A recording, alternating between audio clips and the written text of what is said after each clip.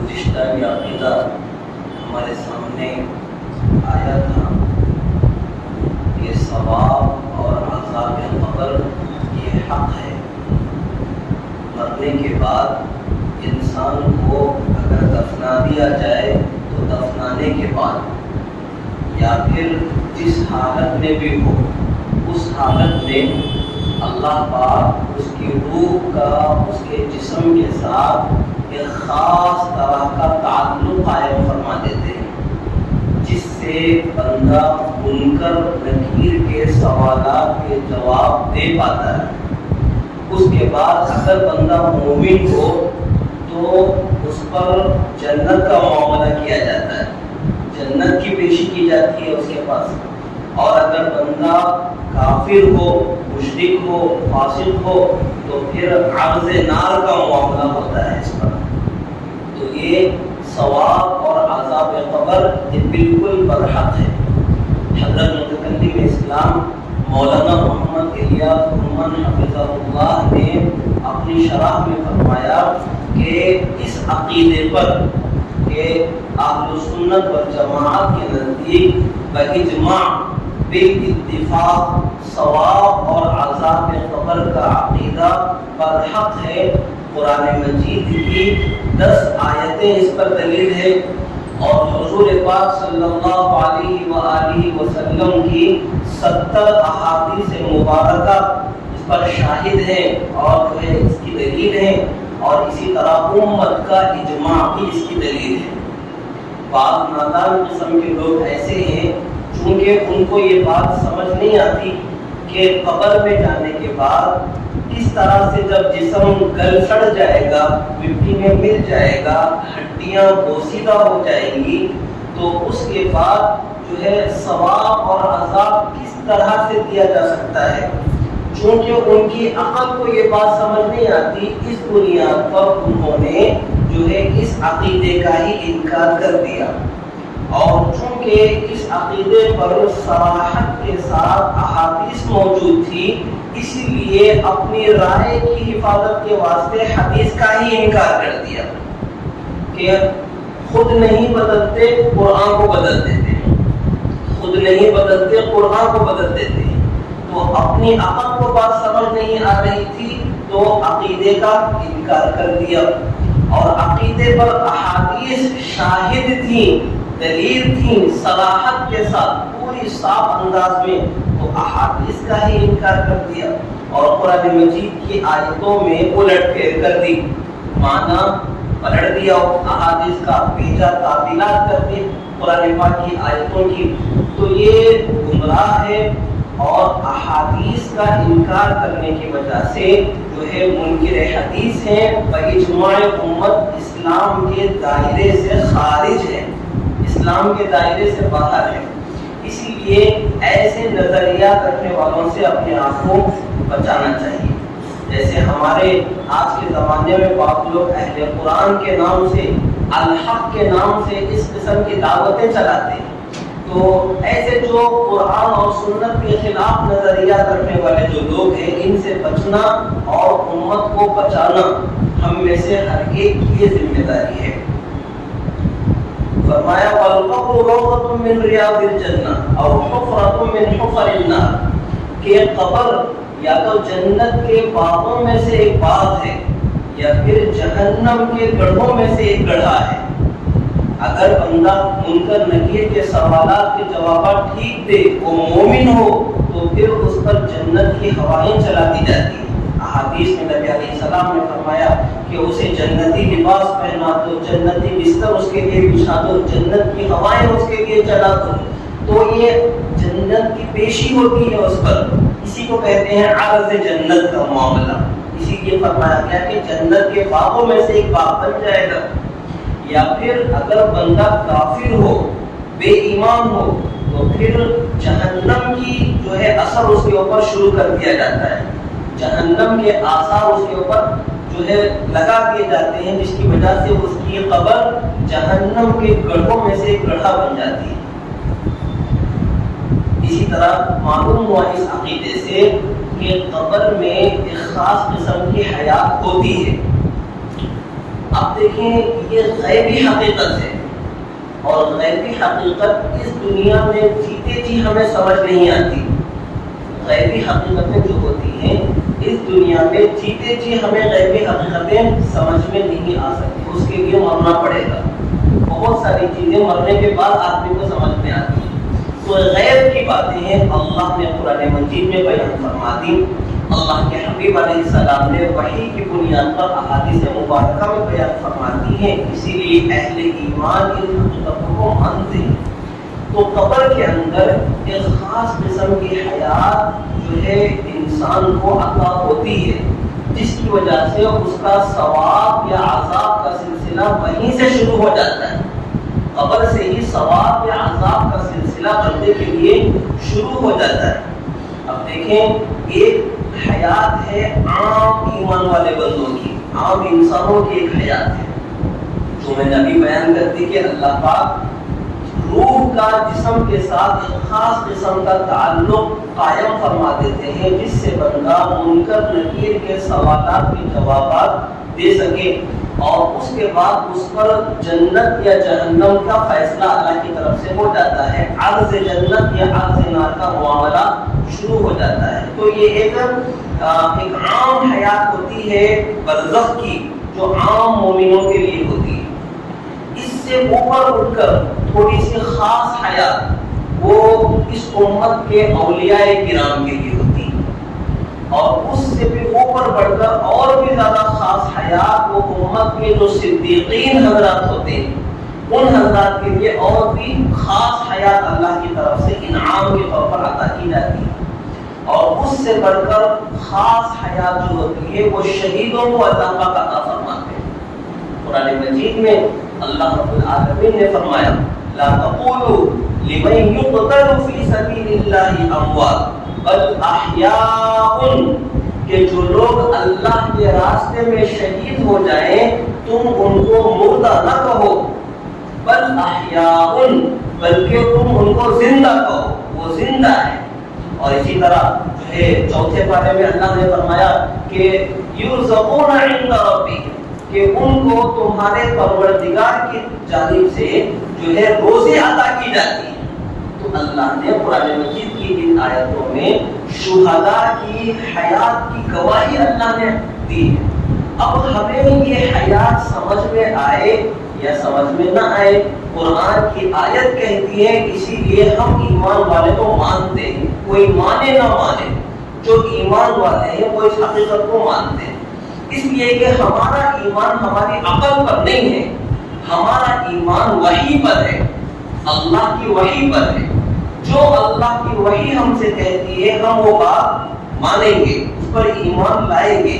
عقل اس کی گواہی دے یا نہ دے، ہم عقل کے پیچھے نہیں دوڑتے۔ اگر عقل موافقت کرتی ہے، وحی کو سپورٹ کرتی ہے عقل، تو ٹھیک ہے۔ عقل سپورٹ نہیں کرتی تو کوئی بات نہیں، وحی کو پھر بھی مانیں گے۔ یہ ایمان والوں کی شان ہوتی ہے، یہ ایمان والوں کی سوچ ہوتی ہے کہ اللہ اور اس کے رسول سے بہتر کوئی نہیں جانتا، اللہ اس کا رسول سب سے زیادہ بہتر جانتے ہیں۔ تو ایک خاص قسم کی جو حیات ہوتی ہے وہ شہداء کو عطا کی جاتی ہے، اور شہداء سے اوپر مقام کس کا ہے؟ انبیاء کا، نبیوں کا مقام ہے۔ تو شہیدوں سے بھی زیادہ خاص حیات وہ نبیوں کو عطا کی جاتی ہے۔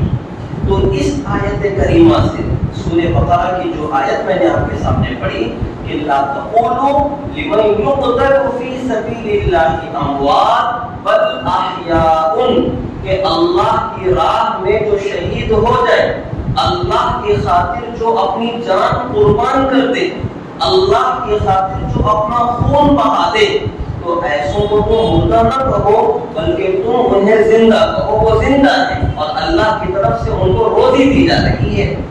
تو جب یہ حیات ان کے لیے ثابت ہے تو اس سے بھی زیادہ خاص درجے کی جو حیات ہے وہ نبیوں کے لیے ثابت ہے. کیوں؟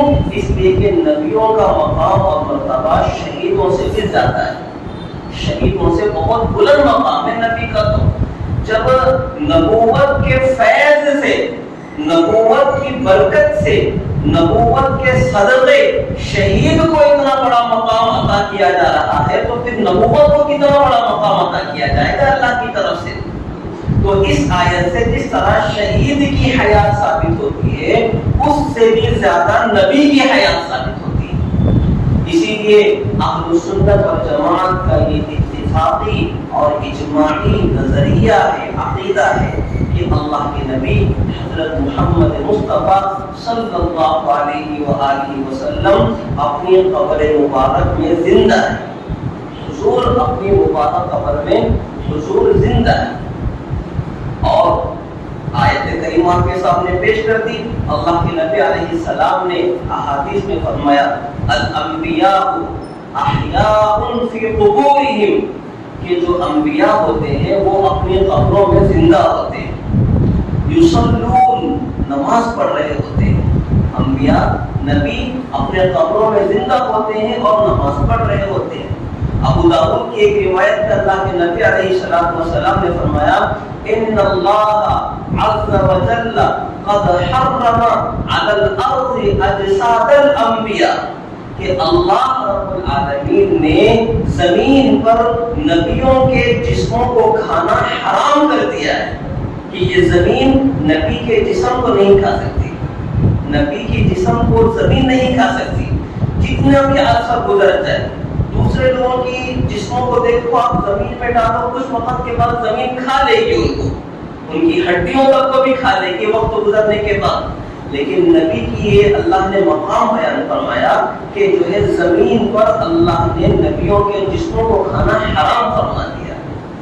اور نبی کی حیات کا اس سے بھی بڑا اثر دیکھیں کہ دنیا کے اندر نبی کی حیات کا کیسا اثر نمایاں ہوتا ہے کہ نبی کی جو میراث ہو، اگر نبی دنیا سے انتقال فرما جائیں، دنیا سے رخصت ہو جائے نبی، تو نبی کا جو ترکہ ہوتا ہے، جو پراپرٹی اگر نبی چھوڑ جائے دنیا میں تو اس میں میراث نہیں چلتی، اس میں میراث نہیں چلتی. اسلام نے یہ قانون بنایا ہے کہ بندہ جب مر جاتا ہے تو اس کی جو پراپرٹی ہوتی ہے مرنے تک تو اس کی اپنی پراپرٹی ہوتی ہے، لیکن آدمی مرنے کے بعد یہ پراپرٹی اس کے اولاد کی ہو جاتی ہے. اس کے بعد جو لوگوں کو چھوڑ کر دنیا میں مرا ہے، بیوی ہو، بچے ہو، تو یہ پراپرٹی ان کے درمیان میں تقسیم ہو جاتی ہے. تو مرنے تک اس کا اپنا تھا سب کچھ، اس میں کسی کا حق نہیں تھا. لیکن مرنے کے بعد اب بیوی کا شرعی حق بن جاتا ہے، اس مال میں سے حصہ اللہ نے مقرر فرمایا. بیٹوں کے لیے اللہ نے حصہ مقرر فرمایا، بیٹیوں کے لیے اللہ نے مقرر حصہ فرمایا. یہ اور بات ہے کہ اکثر مسلمان اپنی بہنوں کا حصہ دبا کر کھا جاتے ہیں. بہت سارے ایسے حرام خور مسلمان ہوتے ہیں کہ باپ کے مرنے کے بعد باپ کی پراپرٹی میں سے اپنی بہنوں کو حصہ نہیں دیتے، وہ جو ہے ہڑپ کر کھا لیتے ہیں اپنی بہنوں کا حصہ. تو ایسے لوگوں کو اللہ کے سامنے حساب دینا پڑے گا. اللہ ایسے لوگوں سے حساب لے گا، یہ بچ نہیں پائیں گے. دنیا میں تو کمزور بہنوں کو ڈرا کر دھمکا کر ان کا مال ہڑپ لیا، لیکن قیامت کے دن اللہ کے غضب سے، اللہ کے عذاب سے کیسے بچیں گے؟ تو بہرحال اللہ رب العالمین نے یہ نظام قائم فرما دیا ہے دنیا کے اندر. تو حضور پاک علیہ السلام کی جو حیات مبارکہ ہے یہ اجماع امت سے ثابت ہے. قرآن کریم بھی اس پر شاہد ہے، احادیث مبارکہ بھی اس پر شاہد ہے. تو نبی علیہ السلام نے فرمایا اللہ نے زمین پر جو ہے نبیوں کے جسموں کو کھانا حرام فرما دیا ہے. تو یہ ایک اہم عقیدہ ہے. تو اللہ کے نبی علیہ السلام کی حیات کا اثر کیا ہے دنیا کے اندر کہ حضور کی دنیا سے انتقال فرمانے کے بعد حضور کی اگر دنیا میں کوئی چھوڑ جائیں تو اس کا ترکہ وہ میراث نہیں بنتی باپ کی اولاد کے لیے. تو یہ حیات کا اثر ہوتا ہے کہ مال میراث نہ بننا. اسی طرح آدمی جب تک زندہ ہوتا ہے تو اس کی بیوی کے ساتھ کوئی دوسرا نکاح نہیں کر سکتا، لیکن آدمی اگر مر جائے تو عدت کے گزرنے کے بعد اس عورت کا نکاح کسی اور کے ساتھ ہو سکتا ہے، یہ شریعت نے مسئلہ بتایا۔ لیکن نبی علیہ السلام کی حیات کا اثر دیکھیں کہ حضور کے دنیا سے رخصت فرمانے کے بعد بھی اللہ کے نبی کے ازواج مطہرات امت پر حرام ہے، ازواج مطہرات امت کے لیے حرام ہے، قرآن مجید کی آیت ہے۔ تو یہ نبی کی جو ہے حیات، جو خصوصی حیات اللہ نے عطا فرمائی ہے، اس کا خاص اثر ہے جو بہت سارے دلائل سے ہمیں سمجھ آتا ہے۔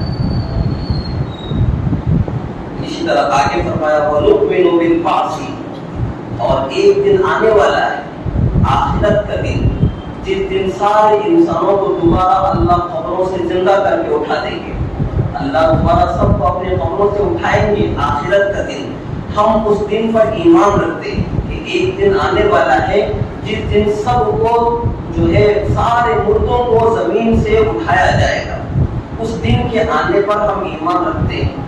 قرآن کریم میں اللہ رب العزت نے فرمایا کہ ثم انکم یوم القیامۃ تبعثون، کہ اللہ تم کو قیامت کے دن دوبارہ سے اٹھائے گا۔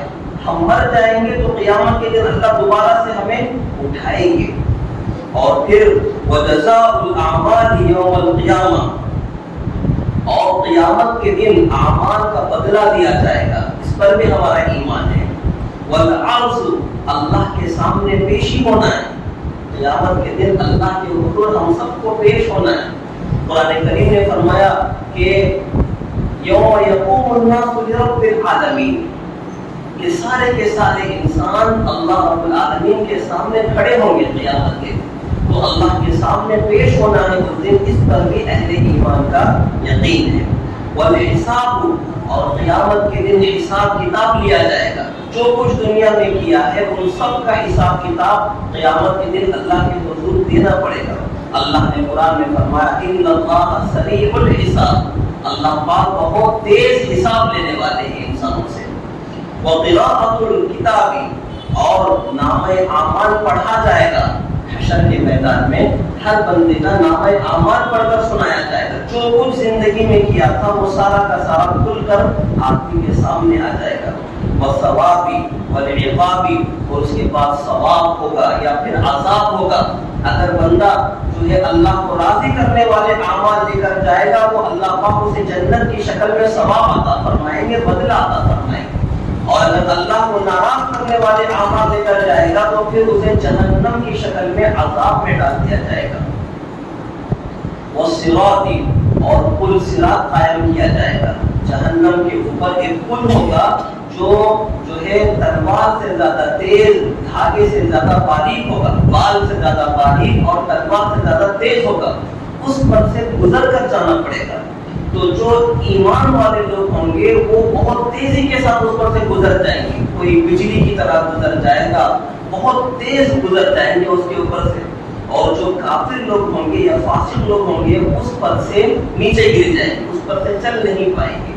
اسی لیے اگر ہم چاہتے ہوں کہ پل صراط پر سے ہم آسانی سے گزر پائیں تو پھر دنیا کے اس پل سے ہمیں سمجھ کر گزرنا پڑے گا۔ دنیا میں اگر اپنے اعمال کو ہم قابو میں رکھیں گے تو پھر قیامت کے دن کی رسوائیوں سے، وہاں کی شرمندگی سے ہم سب کی حفاظت اللہ فرمائیں گے۔ والمیزانی، اور قیامت کے دن ترازو قائم کیا جائے گا، قیامت کے دن ترازو قائم کیا جائے گا۔ قرآن نے کہا والوزن یومئذ الحق، ترازو قائم کیا جائے گا، اس پر انسان کے اچھے اور برے اعمال تولے جائیں گے۔ قرآن کریم نے فرمایا کہ من یعمل مثقال ذرۃ خیرا یرہ ومن یعمل مثقال ذرۃ شرا یرہ، ذرہ برابر بھی جو نیکی کرے گا وہ اس کا بدلہ پالے گا، اور ذرہ برابر جو برائی کرے گا وہ بھی اس کا بدلہ پالے گا۔ تو ہماری زندگی کی ہر نیکی کا بدلہ ہمیں ملے گا، ہماری زندگی کے ہر گناہ کا بدلہ ہم کو ملے گا۔ اسی لیے ایمان والوں کو نیکیوں میں آگے بڑھنا چاہیے اور گناہوں سے بچنے کا اہتمام کرنا چاہیے۔ اللہ پاک ہم سب کو اسلامی عقائد پر مرتے دفعہ قائم رہنے کی توفیق عطا فرمائے۔